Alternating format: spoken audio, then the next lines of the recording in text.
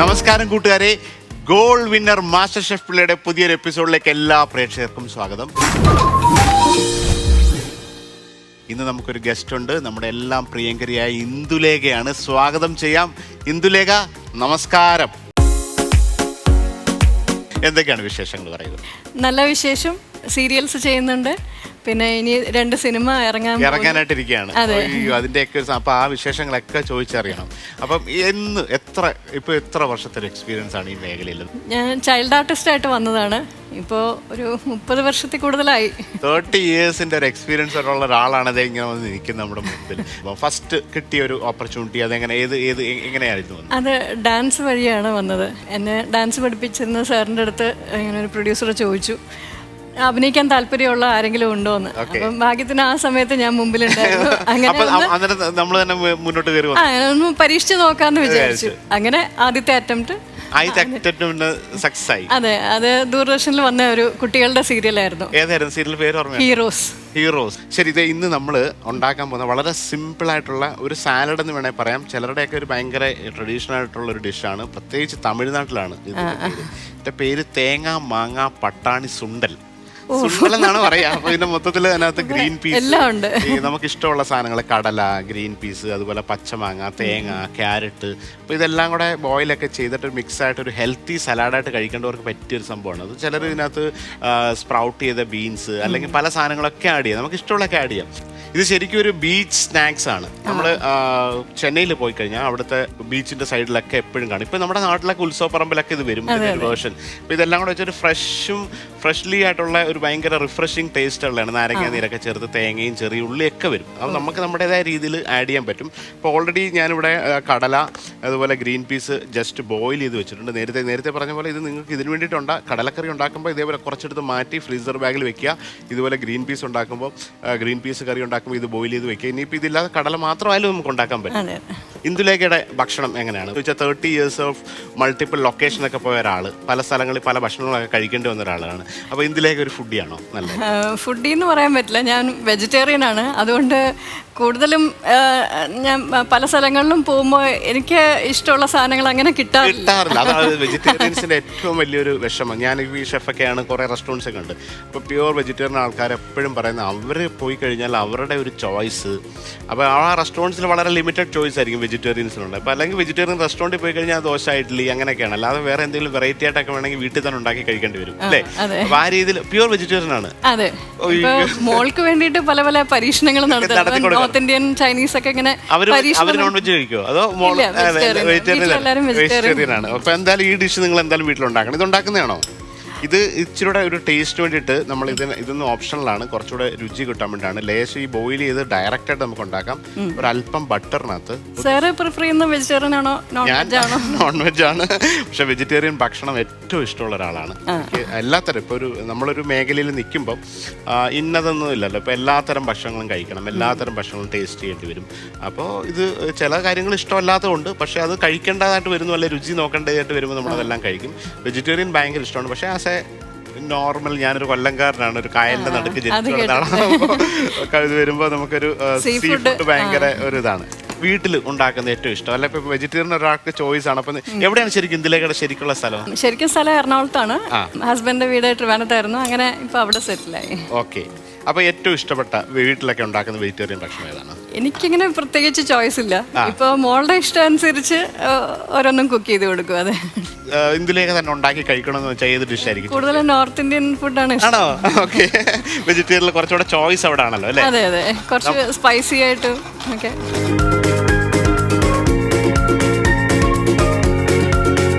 ആദ്യ സിനിമ വിനയൻ സാറിന്റെ ആകാശ ഗംഗ അല്ലേ? അതാണ് ഒരു വലുതായി കഴിഞ്ഞിട്ട് വലുതായിട്ട് ചെയ്ത ആദ്യം സിനിമ. ആ ഒരു സിനിമ ഭയങ്കര എല്ലാ പാട്ടുകൾ ഭയങ്കര രസമായിരുന്നു. അന്നത്തെ ആ ഒരു സമയത്ത് ഒരു ട്രെൻഡി ആയിട്ടുള്ള ഒരു മൂവി ആയിരുന്നു. അപ്പൊ അതിലേക്ക് എങ്ങനെയാണ് എത്തപ്പെട്ടത്? എൻ്റെ ഒരു ഫോട്ടോ വനിതയുടെ കവർ പേജ് ആയിട്ട് വന്നായിരുന്നു. അപ്പൊ അത് കണ്ടിട്ടാണ് ഒരു മഞ്ജു വാര്യരുടെ ഫേസ് എന്ന് പറഞ്ഞിട്ട് അങ്ങനെ അന്വേഷിച്ച് അങ്ങനെ വന്ന ഒരു. മഞ്ജു വാര്യരുടെ ഈ ഒരു സിമിലാരിറ്റി പലരും പറയാറുണ്ട്. പറയാറുണ്ട്. മഞ്ജു ചേച്ചിയൊക്കെ നേരിട്ട് കണ്ട് സംസാരിക്കണം. ഞങ്ങൾ പണ്ട് ഒരുമിച്ച് ഡാൻസ് പഠിച്ചിട്ടുണ്ട്. ആണോ? മഞ്ജുചേച്ചി എറണാകുളത്ത് കുറച്ച് നാളുണ്ടായിരുന്നു. അപ്പോൾ ഒരേ സാറിൻ്റെ കീഴിലാണ് ഞാൻ പഠിച്ചത്. അഭ്യസിച്ച് 30 years ആയിട്ട് ഒരുപാട് സീരിയൽ ഒരു ചൈൽഡ് ആർട്ടിസ്റ്റായിട്ട് വന്നു. അപ്പം ഒരു 3 decades ഓഫ് ടൈം പലതരത്തിലുള്ള ഡയറക്ടേഴ്സെ കണ്ടു കാണും, പലതരം ക്രൂ മെമ്പേഴ്സിനെ കണ്ടു കാണും. അപ്പോൾ ഇപ്പോൾ ഇത്രയും ഒരു എക്സ്പീരിയൻസ് ആയി കഴിയുമ്പം നമുക്ക് തോന്നുന്ന ഒരു ഫീൽ, ഇഷ്ടപ്പെട്ട കുറേ വേഷങ്ങളൊക്കെ ചെയ്തു.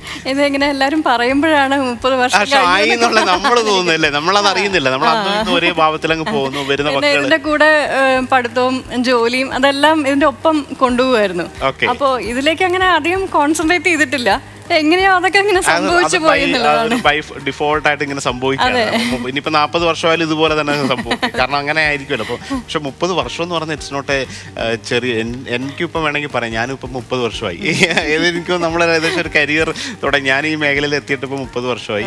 നിങ്ങൾ ആ ചൈൽഡ് എപ്പോഴാണ് ഇത് കരിയറായിട്ട് ചൂസ് ചെയ്തത്? ഞാൻ ഈ 10ാം ക്ലാസ് കഴിഞ്ഞിട്ട് ഇങ്ങനെ ഒരു ജോലിക്കായിട്ട് റെസ്റ്റോറൻറ്റിൽ പോയി അവിടെ വെയിറ്ററായിട്ടൊക്കെ ജോലി ചെയ്ത് കുറച്ച് നാൾ കഴിഞ്ഞപ്പോൾ കുക്കിംഗ് ഭയങ്കര ഇഷ്ടമായി.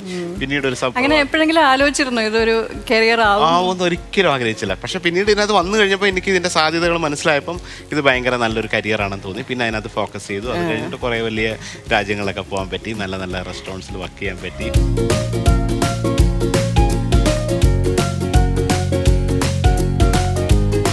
ഓക്കെ, ഇത് നമ്മളിത് ഇത്രയേ ഉള്ളൂ. ആദ്യം ഒരു ബട്ടറിനകത്ത് ബോയിൽ ചെയ്ത ചിക്ക് പീസ് ആൻഡ് ഗ്രീൻ പീസിനെ ഒന്ന് ലേശം കുരുമുളക് ഇട്ടിട്ട് ഒന്ന് സോട്ട് ചെയ്തെടുത്തു. ഇനി അത് ഇതിലേക്ക് മാറ്റി ഒരു ബോളിലേക്ക് ഇട്ടു. ഇനി അതിന് വേണ്ട ബാക്കിയുള്ള സംഭവങ്ങൾ ഇടുകയാണ്. സാറിന്റെ മക്കൾക്കൊക്കെ ഏറ്റവും ഇഷ്ടമുള്ള ഡിഷ് എന്താണ്? അവർ ഇംഗ്ലണ്ടിൽ ജനിച്ചു വളർന്നത്. അവർ 6ാം ക്ലാസ് വരെ അവിടെ ആയിരുന്നു. അതിനുശേഷമാണ് നാട്ടിലെ എന്നോടൊപ്പം വന്നത്. ഇപ്പോൾ ഇവിടെ വന്നപ്പോൾ നാടൻ ഭക്ഷണമൊക്കെ കഴിച്ചു. ഇപ്പോൾ എല്ലാത്തരം ഇപ്പോൾ അവരവിടെ ജനിച്ചു വളർന്ന കാരണം അവിടുത്തെ കുറേ ഫുഡൊക്കെ കാരണം അവരൊരു മിക്സ് ആയിട്ടുള്ള ഒരു ക്വിസിനാണ്. ഇപ്പോൾ എല്ലാം കുറച്ച് സ്റ്റേക്സ്, ഗ്രിൽസ്, അതുപോലെ നാടൻ മീൻകറിയും ചോറും ഇപ്പോൾ എല്ലാം ആയതുകൊണ്ട് എല്ലാ തരം സംഭവങ്ങളും നമ്മൾ ഉണ്ടാക്കി കൊടുക്കും. സാറ് വീട്ടിലുള്ളപ്പോൾ കുക്ക് ചെയ്യാറുണ്ടോ?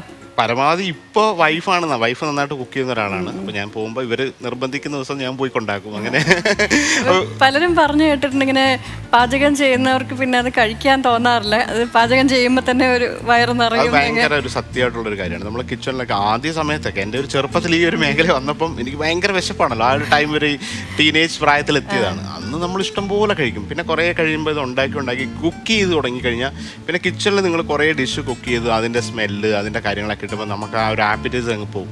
അപ്പോൾ നമ്മൾ ഉണ്ടാക്കിയതോ അല്ലെങ്കിൽ ആ കിച്ചണിൽ ഉണ്ടാക്കിയോ കഴിക്കാൻ തോന്നുന്നില്ല. വേറെ ആരെങ്കിലും പെട്ടെന്ന് ഒത്തിരി വലിയ ലോബ്സ്റ്ററൊക്കെ ഉള്ള ഡിന്നറൊക്കെ ഉണ്ട്, വലിയ സ്പെഷ്യൽ ചിലപ്പോൾ ഒരു VIP പ്രോഗ്രാംസ് ഒക്കെ വരും ഭയങ്കര വിദേശത്തൊക്കെ ഉള്ള. അപ്പോൾ അതിനകത്ത് അൺലിമിറ്റഡ് ലോബ്സ്റ്റേഴ്സ്, സ്കാലപ്സ്, ഇമ്പോർട്ട് ചെയ്ത സാൽമണൊക്കെ വെച്ചിട്ടുള്ള ഡിന്നർ. അപ്പോൾ എല്ലാം എക്സ്പെൻസീവ് ആയിട്ടുള്ള ഏറ്റവും ബെസ്റ്റ് സാധനങ്ങളാണ്. അതൊന്നും ഇതൊക്കെ ഉണ്ടാക്കി കഴിഞ്ഞിട്ട് എങ്ങനെയെങ്കിലും ഇച്ചിരി ആരെങ്കിലും ഒരു കാന്താരി മുളകും ഇച്ചിരി വാളംപുള്ളിയും ഇതെല്ലാം കൂടെ ചേർത്ത് ഒരു ചമ്മന്തി ഉണ്ടാക്കി ഇത്തിരി ചോറുമായിട്ട് കഴിക്കാനുള്ളൊരു ഫീലാണ്. മിക്ക ഷെഫുമാരും ഒക്കെ ഇതൊക്കെ ആയിരിക്കും അവസ്ഥ. അപ്പോൾ അവരാരും ആ ഒരു സാധനം ആ കിച്ചണിൽ ഇതൊക്കെ ഉണ്ടാക്കി കഴിയുമ്പം നമ്മളുടെ അതിൻ്റെ ഒരു ഫ്ലേവേഴ്സ് ആ ഒരു ടെമ്പറേച്ചറിൽ നിന്ന് കുക്ക് ചെയ്ത് കഴിയുമ്പം നമ്മൾ ഉണ്ടാക്കിയതൊന്നും കഴിക്കാൻ തോന്നില്ല. ആ ഒരു അറ്റ്മോസ്ഫിയറിൽ നിന്ന് മാറിക്കഴിഞ്ഞ് ഇതേപോലെ എന്തെങ്കിലും ഒരു ചമ്മന്തിയും ചോറൊക്കെ ആയിട്ട് ആളുകൾ ഇരുന്ന് കഴിക്കും. അതൊക്കെയാണ് ഇവരുടെ ഒരു റിയൽ ആയിട്ടുള്ളൊരു കാര്യം. നമ്മളിപ്പോൾ ഇത് ഗ്രില്ല് ചെയ്ത് ഇതിനൊക്കെ ഇട്ടു, റോസ്റ്റ് ചെയ്ത് ഇതിനൊക്കെ ഇട്ടു. ഇനി ഇതിനകത്തുള്ള മസാലകളെല്ലാം കൂടെ ആഡ് ചെയ്യാണ്. അതിന് പച്ചമാങ്ങയാണ്, പച്ചമാങ്ങ പൊടിയായിട്ട് അരിഞ്ഞത് കുറച്ചിടുന്നു. അതുപോലെ കുറച്ച് ക്യാരറ്റ്,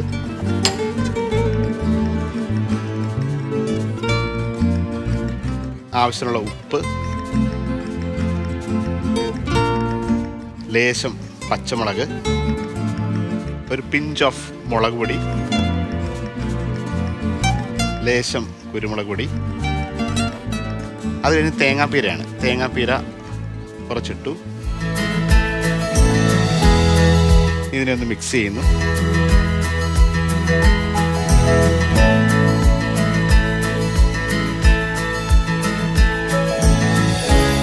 ഇനി മല്ലിയില,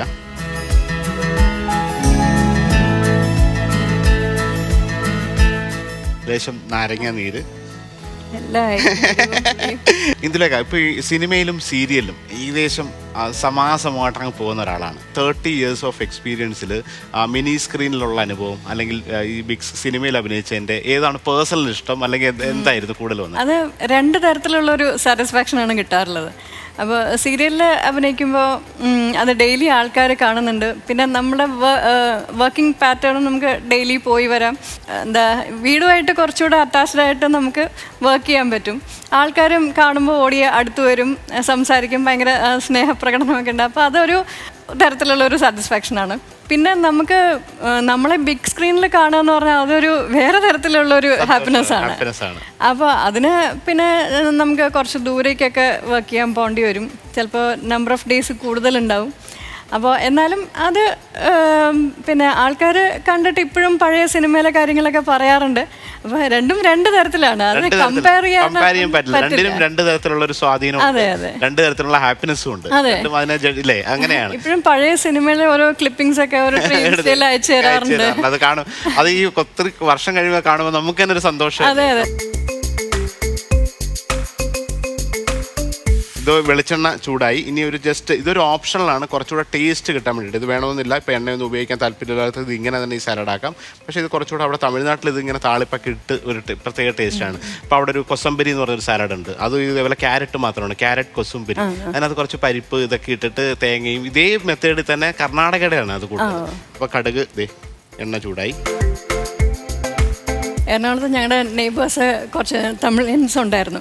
അപ്പോൾ അവരിങ്ങനെ പൊങ്കലിനും എല്ലാ വിശേഷ ദിവസങ്ങളിലും ഇതുപോലെ സുണ്ടൽ ഉണ്ടാക്കും.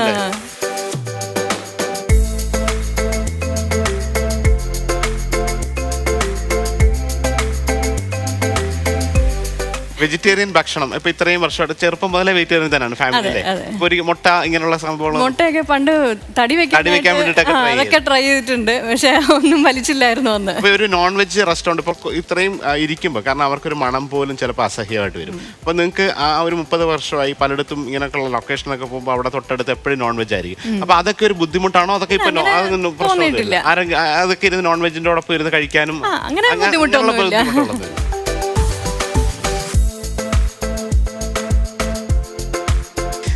താളിപ്പ് റെഡിയായി. ഇനി അത് എണ്ണ ഒഴിക്കാണ്ട് തന്നെ, ഈ ഒരു എണ്ണ നിങ്ങൾ ഹെൽത്തി, പലരും എണ്ണയ്ക്ക് ഭയങ്കര വിഷമാണെന്ന് പറയും. അപ്പോൾ ഇത് എണ്ണ ഇങ്ങനെ മാറ്റി വെച്ചു, എണ്ണ മാറി. ഇനി അതിനെ ജസ്റ്റ് എണ്ണ ഇല്ലാണ്ട് തന്നെ എൻ്റെ ഒരു ഫ്ലേവർ കിട്ടാൻ വേണ്ടിയിട്ട് മാത്രം. സാറിൻ്റെ എക്സ്പീരിയൻസിൽ ഈ ഇന്ത്യൻ കുക്കിംഗ് ആണോ അതോ ഫോറിൻ കൺട്രീസിലെ കുക്കിങ്ങിലാണോ കൂടുതൽ വെറൈറ്റീസ് ഉള്ളത്? Varieties of course. ഇന്ത്യ എന്ന് പറഞ്ഞ ഒരു മഹാരാജ്യത്ത് ഇത്രയും സ്റ്റേറ്റ്സ്, ഇപ്പം കേരളത്തിൽ തന്നെ ഒന്ന് ആലോചിച്ച് നോക്ക്, നമുക്ക് എന്തോരം വ്യത്യാസമായ ഭക്ഷണമാണ്. അപ്പം ഇപ്പോൾ ഫ്രഞ്ച് ക്യൂസിൻ, ഒരു ഫ്രാൻസ് എന്ന് പറഞ്ഞ ഒരു റീജിയനിൽ 1-2 റീജിയനിൽ ഒരു സ്റ്റൈൽ ഓഫ് സെറ്റ് ഓഫ് കുക്കിങ്ങും കുറേ ഡിഷും. ഇപ്പോൾ ഇന്ത്യനെ കമ്പയർ ചെയ്യാൻ പോലും പറ്റില്ല. സൗത്ത് ഇന്ത്യനെ പോലും, ഇപ്പോൾ കർണാടക, കേരള, തമിഴ്നാട്, ആന്ധ്രാപ്രദേശ്, ഈ ഒരു 4 സ്റ്റേറ്റിൻ്റെ തന്നെ എന്തുമാത്രം വ്യത്യാസം. ഇപ്പം തമിഴ്നാട്ടിലെ ചെട്ടിനാട്, വങ്കനാട് അല്ലെങ്കിൽ മധുരയിലുള്ള രീതിയിൽ, തമിഴ്നാടിൻ്റെ ചെന്നൈയിൽ വേറെ തരമാണ്, കോയമ്പത്തൂർ വേറെ രീതിയാണ്. അത്രമാത്രം ഡിഫറെൻ്റ് ആണ്. ഓക്കെ, അപ്പോൾ ആ രീതിയിൽ ഇത്രയും ചോയ്സ് ഒക്കെ ഉള്ളത് ഇന്ത്യ എന്ന് പറഞ്ഞാണ്. അപ്പോൾ നമുക്ക് ബാക്കിയുള്ള സ്ഥലത്ത് പോകുമ്പോൾ നമുക്ക് ഇഷ്ടപ്പെട്ട കുറേ മെത്തേഡ്സ് ഒക്കെ ഉണ്ടെങ്കിലും ഇന്ത്യനെ കമ്പയർ ചെയ്യാൻ പറ്റില്ല. അപ്പോൾ അത് ഞാൻ സൗത്ത് ഇന്ത്യയെ പോലും ഇത്രയും വ്യത്യാസമുള്ളപ്പോൾ പഞ്ചാബിലെയാണോ, ഹിമാചൽ പ്രദേശിലുള്ളത്, അപ്പോൾ ആസാം, അങ്ങനെയൊക്കെയുള്ള ഒറീസ, വെസ്റ്റ് ബംഗാൾ, അവിടെ പോയി അവിടെ ഇതേപോലെയൊക്കെയുള്ള ഫിഷും റൈസൊക്കെയാണ്. പക്ഷേ അവരുപയോഗിക്കുന്ന എണ്ണ വേറെയാണ്, അവരുപയോഗിക്കുന്ന താളിപ്പ് വേറെയാണ്, അവർ ഉള്ളിയുടെ സീഡ് അല്ലെങ്കിൽ ഉലുവയും ജീരകം ഒക്കെ ചേർത്ത്, നമ്മളിപ്പോൾ അതിന് വേറെ തരം താളിപ്പാണല്ലോ ചെയ്യുക. അപ്പോൾ അതേപോലെ അതിനെ ചിന്തിക്കാൻ പോലും പറ്റില്ല. സാറിന് എവിടെയെങ്കിലും ഫോറിൻ കൺട്രീസിൽ പോയപ്പോൾ ഏതെങ്കിലും വലിയ ഷെഫ് ഓരോ കുക്ക് ചെയ്യുന്ന കണ്ടപ്പോൾ ഇങ്ങനെയൊന്നും അല്ലടോ എന്ന് പറയാൻ തോന്നിയിട്ടുണ്ടോ? അതൊക്കെ തോന്നിയിട്ടുണ്ട്. പക്ഷെ അവർ അവരുടേതായ ഒരു സ്റ്റൈൽ ഓഫ് കുക്കിംഗ് ആവുമല്ലോ. അപ്പോൾ നമ്മളത് കണ്ട് ഓരോ സ്ഥലത്ത് പോകുമ്പോൾ നമ്മൾ ഇൻസ്പയർ ആവും. അത് കണ്ടിട്ട് നമ്മളെങ്ങനെ അതിനെ ചേഞ്ച് ചെയ്യാൻ പറ്റും, നമ്മുടെ രീതിയിലേക്ക് കൊണ്ടുപോയി ഇൻസ്പയർ ചെയ്ത് അവരുടെ ഈ ഫിഷ്, സീ ഫുഡിന്റെ ഒക്കെ ഒരു കുക്കിംഗ് മെത്തേഡ്. നമ്മളൊക്കെ ഇവിടെ ഓവർ കുക്ക് ചെയ്യും, ഒരുപാട് അങ്ങ് വേവിച്ചിട്ടാണ് ഇവിടെ ഉള്ളവരൊക്കെ. അത് നിങ്ങൾക്ക് പിന്നെ പറയാൻ മനസ്സിലാവില്ല, കാരണം നിങ്ങൾ കഴിച്ചിട്ടില്ല. അതുകൊണ്ട് കാരണം മീനും ചെമ്മീനൊക്കെ ഇവിടെ ഒത്തിരി പൊരിച്ചൊക്കെയാണ് കഴിക്കുക. അപ്പം അവരത് കറക്റ്റായിട്ട് കുക്കിംഗ് 2 minutes കറക്റ്റായിട്ട് വരുന്നു, കഴിക്കുമ്പോൾ അതിൻ്റെ ജ്യൂസ് ഉള്ളിൽ കിട്ടുന്നു. അപ്പോൾ അതിൻ്റെ സ്വാദ് ശരിക്കും ആ ഒരു സീ ഫുഡ് ആയാലും മീറ്റ് ആയാലും അതിൻ്റെ എക്സാക്ട് സ്വാദ് അറിയാൻ വേണ്ടിയാണ്. ഇപ്പം നമ്മൾ പച്ചക്കറി ആയാലും നമ്മൾ സാമ്പാറിനകത്ത് എല്ലാം കൂടി വേവിക്കുകയാണ്. അപ്പോൾ അവരൊരു കോളിഫ്ലവർ ആണെങ്കിൽ കോളിഫ്ലവറിനെ കറക്റ്റായിട്ട് ഗ്രില്ല് ചെയ്ത് ആ കോളിഫ്ലവറിൻ്റെ ടേസ്റ്റ്, അല്ലെങ്കിൽ ബ്രോക്കലിയുടെ ടേസ്റ്റ്, അല്ലെങ്കിൽ ആർട്ടിച്ചോക്കിൻ്റെ ടേസ്റ്റ്, അങ്ങനെ ആ വെജിറ്റബിൾസിൻ്റെ ഒക്കെ അവർ ഭയങ്കര ഇമ്പോർട്ടൻ്റ്. അതൊരു ഭയങ്കര ആയിട്ടുള്ള ഒരു സംഭവമാണ്. അപ്പോൾ ഇനി നമുക്കൊരു 2 സ്റ്റെപ്പ് പോവാം, അതിനുശേഷം ടേസ്റ്റിങ്ങിന് പോവാം. ഓക്കെ,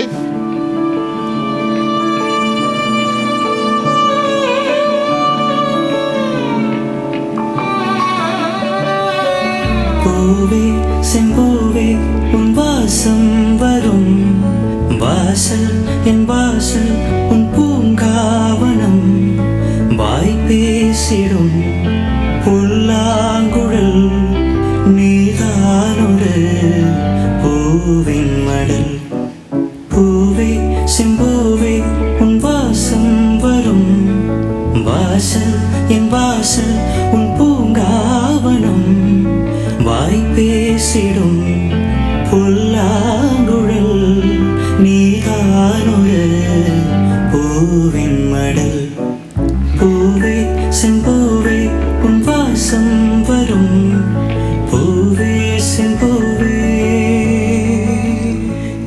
അടിപൊളി. ഒരു നർത്തകി എന്ന നിലയിൽ അഭിനയത്തിന് എന്തുമാത്രം സഹായിച്ചിട്ടുണ്ട് ശരിക്കും? എന്നെ സംബന്ധിച്ച് ഡാൻസ് ഒരുപാട് സഹായിച്ചിട്ടുണ്ട്. അപ്പോൾ ചെറുപ്പം മുതലേ ഡാൻസ് പഠിക്കുന്നതുകൊണ്ട് പെട്ടെന്ന് ഇങ്ങനെ എക്സ്പ്രഷൻ ഇന്നതെന്ന് പറയുമ്പോൾ പെട്ടെന്ന് വരാറുണ്ട് എന്നാണ് എൻ്റെ ഒരു വിശ്വാസം. വരാറുണ്ട്. അപ്പം അത് നമുക്ക് സ്പോണ്ടേനിയസ് ആയിട്ട് അങ്ങനെ ചെയ്യാൻ പറ്റാറുണ്ട്. പിന്നെ മൂവ്മെൻറ്റ്സും ഓക്കെ. അപ്പൊ ഈ ഡാൻസ് കണ്ടിന്യൂസ് ആയിട്ട് പ്രാക്ടീസ് ചെയ്യുന്ന ഒരു സംഭവമാണോ, അതോ കാരണം അത് കുറച്ച് കഴിയുമ്പോൾ നമ്മൾ അതിൻ്റെ അകത്ത് എക്സ്പെർട്ട് ആയി നമുക്ക് തന്നെ തോന്നിയിട്ട് ആവശ്യമുള്ളപ്പോൾ മാത്രം, എങ്ങനെയാണ് അതിന്റെ ഒരു? അങ്ങനെ ചെയ്താൽ ഒരിക്കലും ശരിയാവില്ല. അപ്പൊ എനിക്ക് ഇടയ്ക്ക് കുറച്ചൊരു ബ്രേക്ക് വന്നു. ഇപ്പൊ വീണ്ടും ഡാൻസ് പ്രാക്ടീസ് ചെയ്യുന്നുണ്ട്, പ്രോഗ്രാംസ് ഒക്കെ ചെയ്യുന്നുണ്ട്. ഡാൻസ് ആയിട്ട് അതും ചെയ്യുന്നുണ്ട് അല്ലേ? ഇപ്പൊ ഞാൻ വീണ്ടും ഡാൻസിൽ PG ചെയ്യുകയാണ്. ഓ, അതാണ് അത്. ഇപ്പോഴും PG ചെയ്തുകൊണ്ടിരിക്കുന്നു. അത് കഴിഞ്ഞിട്ട് അപ്പൊ അതിന് എത്രമാത്രം പഠിക്കാനുണ്ട്? ഞാൻ 18 വർഷം ഡാൻസ് പഠിച്ചതാണ്. പിന്നെ ബ്രേക്ക് വന്നു. ഇപ്പൊ വീണ്ടും അത് പൊടിയട്ടി എടുത്തോണ്ടിരിക്കുകയാണ്. ഒരു ഡാൻസർ എന്ന നിലയിൽ ഏറ്റവും ഇൻസ്പയർ ആയിട്ടുള്ള ഏതെങ്കിലും ആർട്ടിസ്റ്റോ അല്ലെങ്കിൽ നമ്മൾ ആരെങ്കിലും ഒരു ഫാനായിട്ട് നമ്മൾ കാണുന്ന അങ്ങനെ ആരെയാണ്? അത് ഒരുപാട് പേരുണ്ട്. കാരണം ഓരോരുത്തരുടെയും ഡാൻസിങ് സ്റ്റൈല് വേറെയാണ്. പിന്നെ ഈ ഫീൽഡിലുള്ള എല്ലാവർക്കും ഒരുപോലെ ഇഷ്ടമുള്ള ആളാണ് ശോഭന.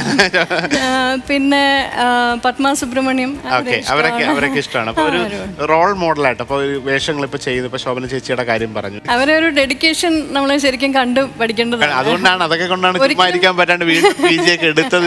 ഇവരൊക്കെ ഇങ്ങനെ ബെഞ്ച് മാർക്കായിട്ട് നിൽക്കുന്നുണ്ടല്ലേ? പഠിച്ചത് കോമേഴ്സ് ആണ്. BCom MCom കഴിഞ്ഞ് ഞാൻ ആ സമയത്ത് ബാങ്കിങ് ഫീൽഡിൽ വർക്ക് ചെയ്യുന്നുണ്ടായിരുന്നു. ബാങ്കിൽ വർക്ക് ചെയ്യുന്നു. അപ്പോൾ ഒരിക്കലും ഈ കല എൻ്റെ ഒരു മെയിൻ പ്രൊഫഷൻ ആവുമെന്ന് വിചാരിച്ചിട്ടേ ഇല്ലായിരുന്നു. ഇത് നമുക്ക് എങ്ങനെ ഒരു റെഗുലർ ഇൻകം എന്നുള്ളൊരു സംഗതി ഉണ്ടായിരുന്നു. അപ്പൊ ആ ഒരു പേടിയുണ്ട് പഠിത്തം കണ്ടിന്യൂ ചെയ്തു. അതുപോലെ ബാങ്കിൽ വർക്ക് ചെയ്യായിരുന്നു. അപ്പോൾ അതിനിടയ്ക്ക് പിന്നെ ഒരു ഘട്ടത്തിൽ ആ ജോലി റിസൈൻ ചെയ്യേണ്ടി വന്നു. അത് കഴിഞ്ഞപ്പോൾ പിന്നെയും ഇതിലേക്ക് തന്നെ ഓട്ടോമാറ്റിക്കലി വന്നു. നമുക്കിനി ടേസ്റ്റിംഗിൽ പോവാം. ഒരു ഇത്തിരി ലൈം ജ്യൂസോടെ ലാസ്റ്റ് ടു.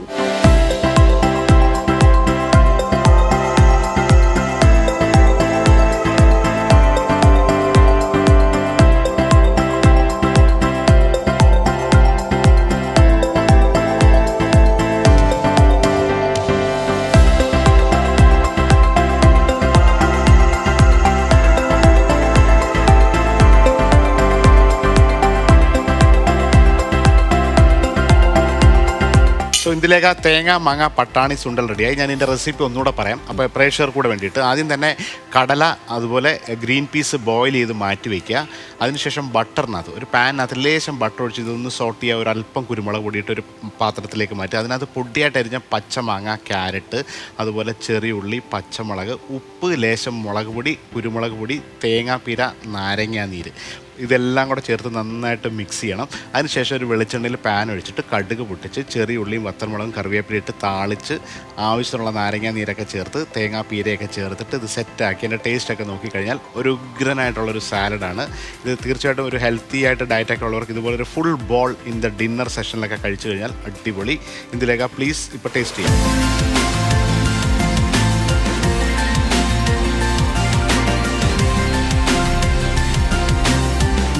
സാധാരണ സാലഡ് എന്ന് പറയുമ്പോൾ എല്ലാവർക്കും വലിയൊരു തൃപ്തി വരാറില്ല. പക്ഷേ ഇത് നല്ല ടേസ്റ്റിയാണ്. ഞാൻ വെറുതെ പറഞ്ഞതല്ല, എല്ലാം ടേസ്റ്റും ഇതിനകത്തുണ്ട്. ഇത് സാലഡിനേക്കാൾ ഉപരി തമിഴ്നാട്ടിൻ്റെ ഒരു ട്രഡീഷണൽ ഡിഷാണ് ഈ സുണ്ടൽ എന്ന് പറഞ്ഞാൽ. അതിനകത്ത് പിന്നെ തേങ്ങയും മാങ്ങയും പട്ടാണി എന്ന് പറഞ്ഞാൽ ഗ്രീൻ പീസാണ്. അതൊക്കെ അതുപോലെ നിങ്ങൾക്ക് ഇഷ്ടമുള്ള സാധനങ്ങളൊക്കെ ചേർത്തിട്ട് ഈ നാരങ്ങ നീരും തേങ്ങയും ചേർത്തിട്ട് ബട്ടറിനകത്ത് സോട്ട് ചെയ്ത് കഴിഞ്ഞാൽ അസാധ്യമായ ടേസ്റ്റാണ്. അപ്പോൾ ഈ ഷോയ്ക്കകത്ത് ഒരു ഗസ്റ്റ് ഉണ്ട്, അവരും ഒരു ഭക്ഷണം കൊണ്ടുവരും, അതും ടേസ്റ്റിയാണ്. എനിക്ക് അറിയില്ല ഇന്ന് വെജ് ആണോ നോൺ വെജ് ആണോ എന്ന്. ഗുരുവായൂരിൽ നിന്നുള്ള ഷംല ഉമറാണ് ഇന്നത്തെ ഗസ്റ്റ്. നമുക്ക് സ്വാഗതം ചെയ്യാം. ഷംല, നമസ്കാരം. ഇതെന്താണ് ഷംല ഉണ്ടാക്കിക്കൊണ്ടത്? പാൽപ്പിടി പ്രോൺസ് തേങ്ങാക്കൂട്ടാണ്. നമ്മുടെ തേങ്ങയുടെ പൊങ്ങുണ്ടല്ലോ, ആ പൊങ്ങാണ് ചെമ്മീന്റെ കൂടെ കൊടുത്തിരിക്കുന്നത്. പേരൊന്നുകൂടെ പറഞ്ഞേ. പാൽപ്പിടി ചെമ്മീൻ തേങ്ങാക്കൂട്ട്. തേങ്ങാക്കൂട്ട് എന്ന് പറഞ്ഞാൽ തേങ്ങയുടെ പൊങ്ങാണ് നമ്മൾ പൊങ്ങും ചെമ്മീനും കൂടെ ഒരു പ്രത്യേക മസാലയിലാണ് കൊടുത്തിരിക്കുന്നത്. എന്നിട്ട് ലാസ്റ്റ് നമ്മൾ കറുകപ്പട്ടയും പെഞ്ചീരകം നാളികേരം കൂടെ വറുത്ത് പൊടിച്ച് അതിലിട്ടാണ്. ഞാൻ ഓൾറെഡി കാറ്ററിംഗ് ചെയ്യുന്ന ഒരാളാണ്, ഓൾറെഡി വലിയ തോതിൽ ചെയ്തിരുന്നു. പിന്നെ എൻ്റെ ഹസ്ബൻഡിന് സുഖമില്ലാതെ ആയപ്പോൾ ഞാൻ ഒന്ന് സ്റ്റോപ്പ് ചെയ്തിട്ടുണ്ടായിരുന്നു കൊറോണയൊക്കെ ആയിട്ട്. ഇപ്പൊ ഞാനൊരു 100 പേർക്കൊക്കെ ഒറ്റയ്ക്ക് ചെയ്തു കൊടുക്കും. സദ്യയാണെങ്കിലും എല്ലാം കോണ്ടിനെന്റൽ. ഗുരുവായൂർ കണ്ടാണശ്ശേരി. എന്താണ് കാറ്ററിംഗിന്റെ പേര്? കാറ്റർ കുക്ക്. സാധാ അച്ചാറുകളൊക്കെ ഗൾഫിലേക്ക് കൊണ്ടുപോകാനൊക്കെ കൊടുക്കാറുണ്ട്. അപ്പൊ എനിക്ക് തോന്നിയ ഒരു വെറൈറ്റി ആയിട്ട് കൊണ്ടുവരണം, നമുക്ക് കൂട്ടായിട്ട് അങ്ങനെ പല സാധനങ്ങൾ കൂട്ടിയിട്ട് ചെയ്യണം എന്ന് വെച്ചാൽ. അപ്പൊ എന്റെ ഫ്രണ്ടും ഞാനും കൂടെ ഒരു ദിവസം ഇങ്ങനെ ആലോചിച്ചപ്പോ ഞങ്ങളൊരു അച്ചാറ് കണ്ടെത്തിയിട്ടു. അത് ഇട്ടപ്പോ എല്ലാവർക്കും ഭയങ്കര ഇഷ്ടമായി. അപ്പൊ അത് സാറിനെ കൊണ്ട് എന്നെ ടേസ്റ്റ് ചെയ്യാൻ ഒരു അവസരം കിട്ടിയപ്പോ എനിക്ക് ഭയങ്കര സന്തോഷമായി. രണ്ടാണ്. അത് കണവയും ബീട്രൂട്ട്, നമ്മുടെ കിസ്മിസ് ഉണ്ടല്ലോ, മുന്തിരി, ഉണക്കമുന്തിരി, ചില്ലറക്കാരല്ല. അത് മാങ്ങയും കൂടിയാണ് സാർ ചെയ്തത്. മാങ്ങ പച്ച മാങ്ങയും കൂടിയാണ് അത് ചെയ്തത്. സാധാരണ നമ്മൾ അച്ചാർ എന്ന് പറയുമ്പോൾ പലതരം മിക്സ് ആൻഡ് മാച്ച്. ഇനി തേങ്ങ വെച്ചവരല്ല, ഇനിയിപ്പോ അച്ചാർ ഉണ്ടാക്കാനായിട്ട് ഇനി ഭൂമി മലയാളത്തിൽ ഒരു സാധനമില്ല. പക്ഷെ ഇതിങ്ങനെ ഒരു സീ ഫുഡ് മിക്സ് വെജിറ്റബിൾ, ഇതിനകത്ത് ബീട്രൂട്ടിന്റെ കളർ, അതാണ് പെട്ടെന്ന് അതിന് ഏറ്റവും മേലെ തന്നെ റിങ്.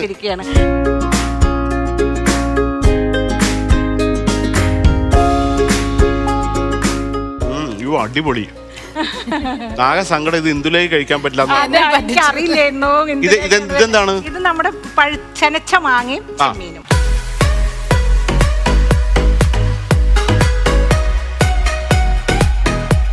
അയ്യോ, നമ്മളിതൊരു പഴുത്ത മാങ്ങ, നമ്മുടെ മാമ്പഴ പുളിശ്ശേരി എന്നൊക്കെ പറയുന്ന പോലെ ആദ്യത്തെ രുചി അതാ വരുന്നത്.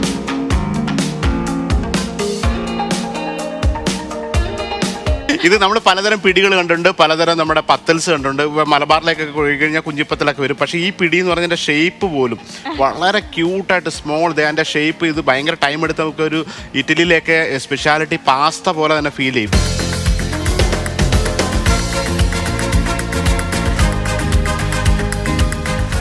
എനിക്ക് 2 അച്ചാറും ഉഗ്രം, ഇതുപോലൊരു കോമ്പിനേഷൻ ആലോചിച്ചിട്ട്. ഇവർ ഭയങ്കര ഒരു ആർട്ടിസ്റ്റാണ് ശരിക്കും. നിങ്ങൾക്ക് എന്തായാലും ഇത്രയും കോൺഫിഡൻസും ഇത്രയും കൈപ്പുണ്യവും ഇത്രയും ഐഡിയാസ് ഉള്ള ഒരാളാണ്.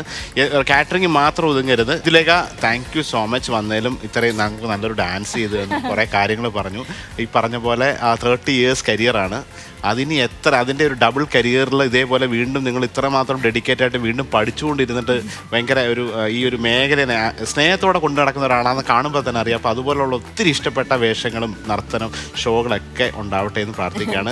അതുപോലെ ഷംല അമേസിംഗ് ആയിട്ടുള്ള ഇതാണ്. ഇതൊരു ബ്രാൻഡായിട്ട് ഓക്കെ, ഇത് നല്ല ഇതൊരു പ്രൊഡക്റ്റ് ആയിട്ട് മാറും. അതുപോലെ നിങ്ങളുടെ ഈ കൈപ്പുണ്യം ലോകം മുഴുവൻ ഇപ്പോൾ ഒത്തിരി പേർക്ക് അറിയാത്ത കുറേ നല്ല റെസിപ്പികൾ പരമ്പരാഗതമായിട്ടുണ്ട്.